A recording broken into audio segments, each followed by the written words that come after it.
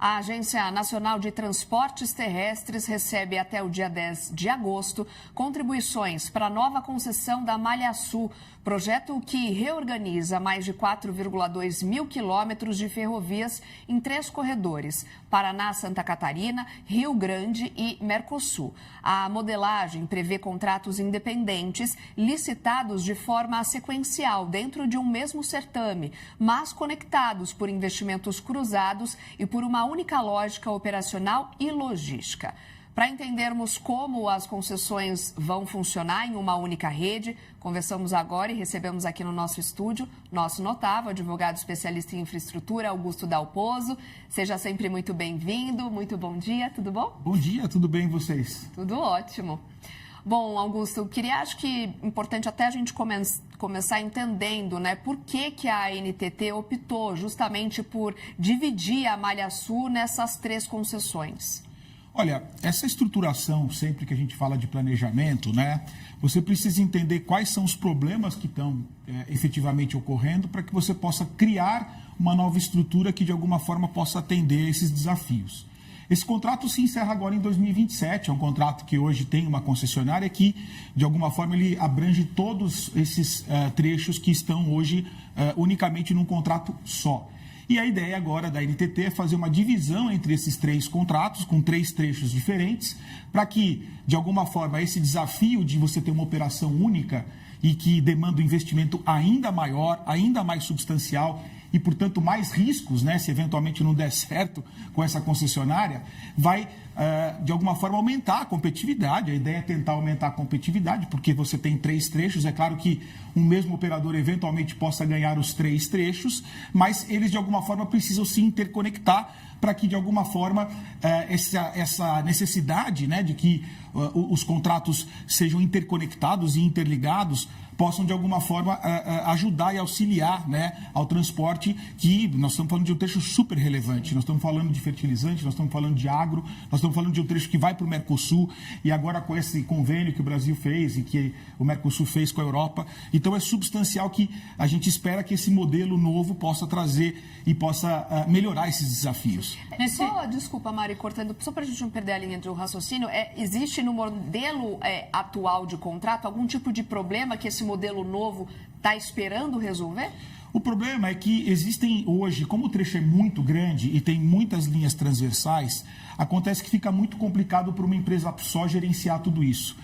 A velocidade, a necessidade de grandes investimentos, apesar de ser uma concessionária correta e adequada, fica muito complexo você operar uma malha tão grande quanto essa.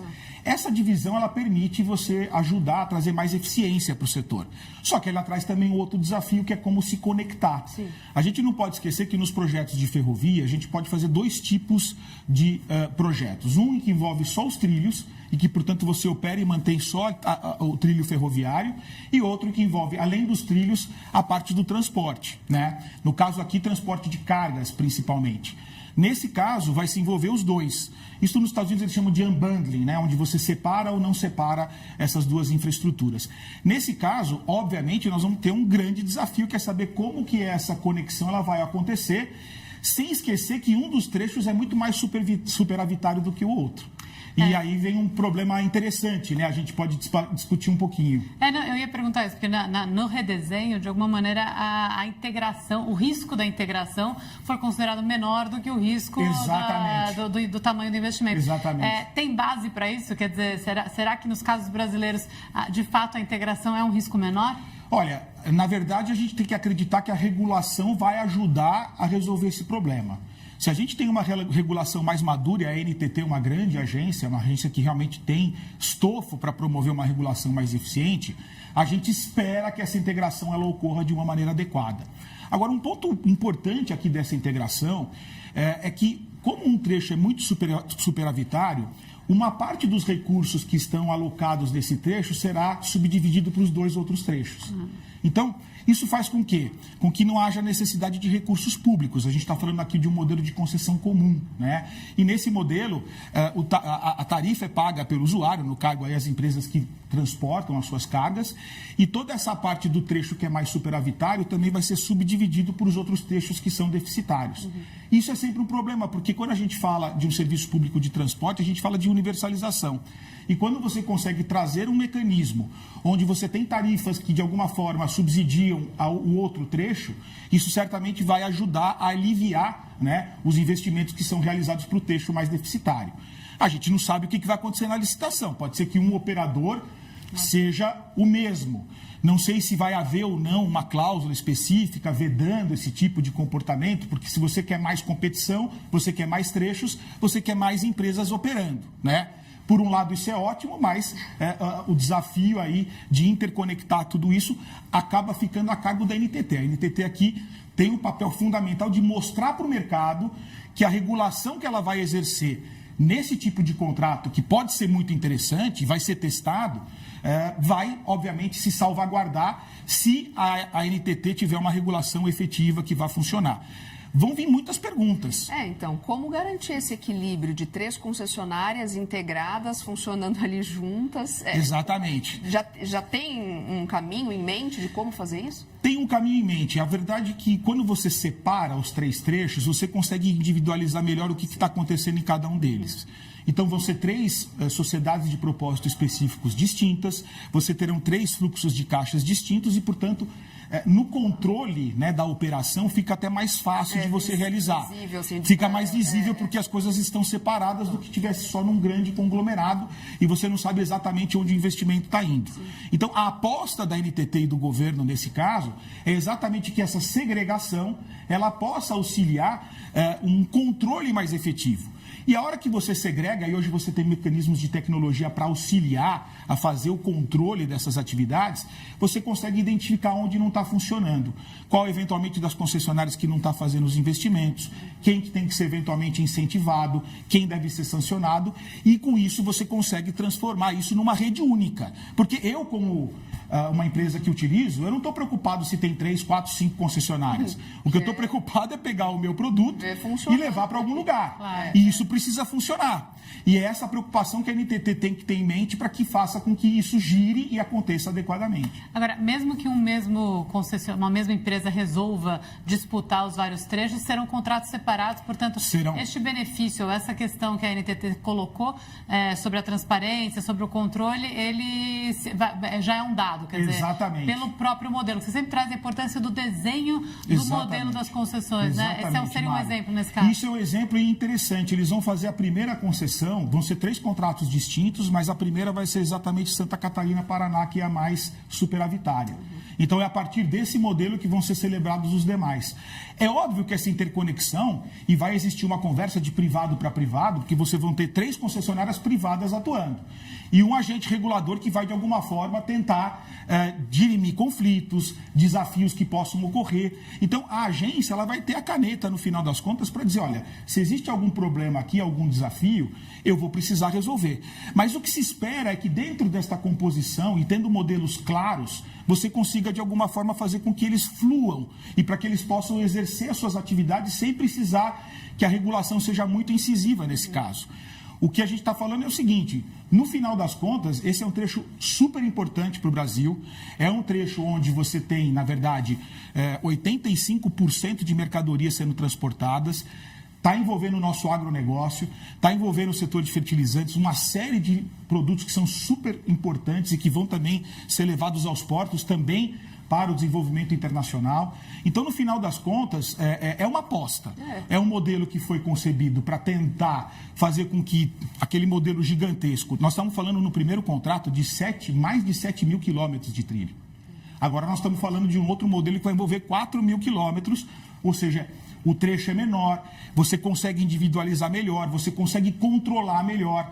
E com isso a aposta do governo é que, dentro do desafio que a interconexão exige, ela seja um desafio menor do que você promover o controle de um trecho tão grande, tão ilimitado e que envolve tantos municípios também que passam por esse trecho. E claro que toda aposta, todo projeto envolve desafios e também coisas positivas. Exato. Né? Nesse aqui específico, que riscos dá para a gente projetar dessa modelagem aqui proposta? Olha, o primeiro risco é esse que nós estamos falando, dessa interconexão. Né? É fundamental que essa interconexão ela possa ocorrer e que, de alguma forma, a operação ela seja fluida. A gente não pode ter suspensão do serviço, a gente não pode ter falta de investimento, isso tudo é fundamental. Então a gente tem que encarar isso como uma estrutura muito mais completa e mais homogênea, né? Isso é fundamental. O segundo ponto é o desafio sempre da regulação e da estruturação. Ou seja, no momento em que você faz uma divisão como essa, que não é tão comum nesse setor, o desafio é saber como que ela vai se comportar na execução do contrato. E a execução do contrato, ela vai trazer ou não resultados. O problema é que no Brasil, infelizmente, a gente não consegue muitas vezes delimitar esses resultados. A gente faz grandes projetos, a gente tem grandes ideias, essas ideias muitas vezes são executadas, mas no final você não tem base científica e de dados para saber se a decisão foi correta. Porque se ela não foi correta, do ponto de vista jurídico, ela é inválida e, portanto, você precisa promover outras alterações. Agora, é óbvio, a gente aprende pouco, né? Exatamente, a gente aprende pouco. Você sabe que na Itália tem um princípio que é muito importante, que é o do resultado. Eles fazem muita aferição a posteriori de se a decisão administrativa ela foi ou não correta. E não é só em casos de concessão, de PPPs, mas em qualquer decisão da administração pública. Portanto, o princípio do resultado, que na minha visão tem até o texto constitucional abarca esse princípio, ele é fundamental. A gente precisa saber, porque no final das contas, o que a gente quer como coletividade? Nós queremos que a coisa se concretize, se funcione, que ela realize. E, obviamente, que essa realização, ela é individual, mas ela também acaba sendo coletiva. Acaba atingindo a todo o interesse público de toda uma nação. Então, o desafio aqui é exatamente demonstrar para o mercado que essa operação ela tem uma regulação adequada, que há segurança jurídica e que o modelo foi pensado nesse aspecto e, eventualmente, se alguma coisa não der certo, você rapidamente mudar o plano de voo. Quando a gente faz planejamento e estruturação de projeto, é natural que as situações, a gente sempre fala isso, elas ocorram. O que você não pode ter medo é de alterar. Se você está sabendo que o negócio não vai dar certo, por que você vai para o fim do mundo? Não dá, você tem que alterar a rota para fazer com que essas coisas elas possam trazer os resultados que se espera. E essa alteração de rota, ela é fundamental. As agências precisam cada vez mais estarem empoderadas para promover essas alterações. Os tribunais de contas que disciplinam e controlam esses atos precisam compreender que muitas vezes a realidade ela se mostra diferente do planejamento. Sim. E, obviamente, não faz sentido você dar continuidade a uma coisa que não vai dar certo. Você faz a mudança de rota, isso não significa dizer que o modelo é péssimo, que a gente deve ignorar. Não. O modelo ele tem desafios, mas se esses desafios conseguem ser superados e melhorados, a gente não tem dúvida que ele vai ser assim melhor concretizado. Aliás, a maturidade de projetos de concessão no Brasil é uma coisa que, se você pega os da década de 80, 90, até antes da lei de concessão, você vê muita insuficiência. Hoje os modelos são cada vez mais adaptáveis, os modelos são mais transformativos, os modelos, eles têm a nossa realidade é muito mais complexa do que era anteriormente. E é o que se espera sempre, né? Uma evolução. Exatamente. O que a gente tem esse receio desse desafio é exatamente saber se aquele operador, em conjunto com outro operador, tem uma estrutura de negócio que não seja conflitante com outro operador. Às vezes, na hora de você fazer o seu modelo de negócio e apresentar a sua proposta de preço, você faz alguns cenários econômicos que são diferentes dos outros concessionários. E muitas vezes isso impõe uma lógica contratual diferenciada também. Então, se você conseguir homogeneizar de alguma maneira e demonstrar para o mercado que essa homogeneização é fundamental para que a concretização ela venha a ocorrer e que todos estejam convergentes. Aliás, essa é uma palavra fundamental quando a gente fala de contrato de longo prazo. Convergência. As precisam estar cooperando conjuntamente para executar da melhor forma o contrato. Cooperação e convergência, se você não tiver isso, você não pode ser um empresário que atua em modelos de concessão. Agora, eu te perguntar, porque estamos aqui falando exatamente de aprender com isso, superar desafios, mensurar isso de alguma maneira para saber se o resultado foi entregue. Tem outras regiões do Brasil aí, ou outras áreas que podem se inspirar numa vez que isso aqui der certo? Sem dúvida. Não pode ser algo, Mari, automático, tá? Toda a formulação de um projeto ela tem que considerar as questões específicas de cada região, até porque o Brasil é gigante pela sua própria natureza. Agora, sem dúvida, é um modelo que, se der certo, é um precedente fundamental para que outros projetos na área de ferrovia e até rodovia, porque isso também ele pode ser utilizado em outros modais de transporte, possam ser utilizados pelo Brasil inteiro. Quer dizer, eu trago a boa nova disso, olha, existe um caminho, o caminho é bom, o caminho está funcionando, ele está sendo testado positivamente, está sendo entregue os resultados, portanto, vamos pegar aquele modelo e traduzir ele para outros lugares. Isso acontece muito no setor de infraestrutura. Quando a gente muitas vezes tem que estruturar um projeto, a gente tem que saber qual é a garantia que você vai dar. Muitas vezes, porque tem uma parte de lei orçamentária chatíssima, né? Que nós advogados adoramos, mas existe o tal do direito orçamentário, né?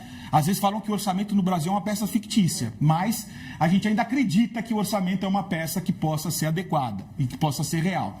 Então, a verdade é que toda essa construção de garantias, de instrumentos, quando você realiza um projeto que dá certo, que você oferece garantias corporativas que sejam adequadas, a coisa vai fluir. E por que você não vai repetir uma coisa que deu certo? Se é possível que ela seja repetida.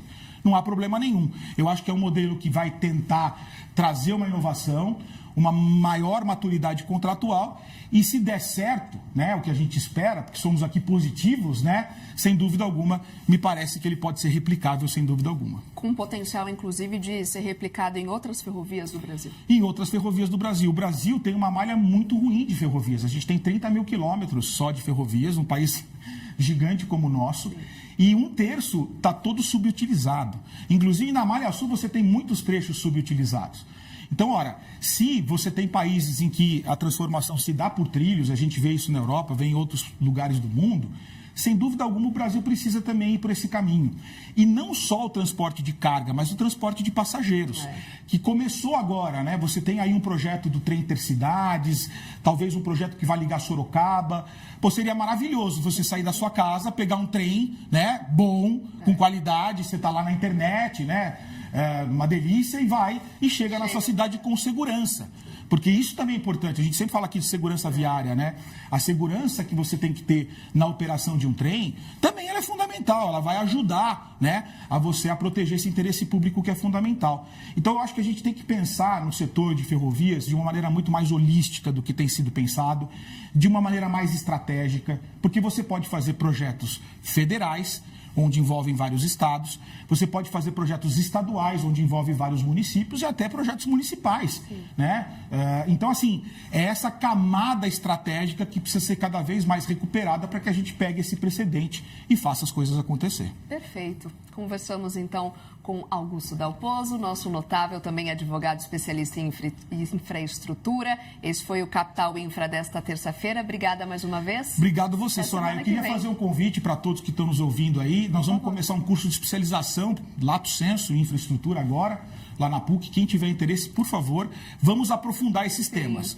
Tem a parte jurídica, mas aqueles economistas que também se interessam pelo setor certamente vão agregar muito conhecimento, porque a gente possa fazer isso, né, um ciclo virtuoso. Tá? Vocês estão super convidados. Obrigada. Até semana que vem. Tchau, tchau.